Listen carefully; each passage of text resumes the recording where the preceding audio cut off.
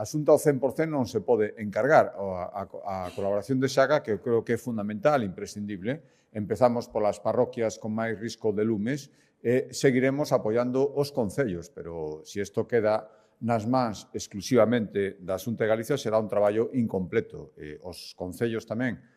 teñen que facer o seu traballo, teñen que facer tamén os seus encargos, dende logo todo o que podamos asumir na Administración Autonómica o seguiremos asumindo. E despois tamén está o papel dos particulares que cada vez teñen que ser máis conscientes da súa obriga de manter as súas propiedades polo seu propio ben, ademais,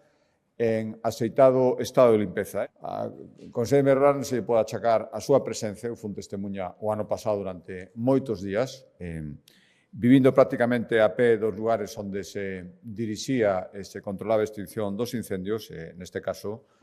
en canto o incendio colleu virulencia, a Conselleira de Medio Rural non apaga incendios. É lógico que está a súa presencia, que está en contacto permanente, como está, cos responsables da dirección da extinción, e me consta, ademais, que tuvo presencia, cando non está os medios de comunicación, por certo, o mesmo sábado, pola noite, no incendio de Padrón, que se estendeu tamén a Teo. Por lo tanto, a súa presencia,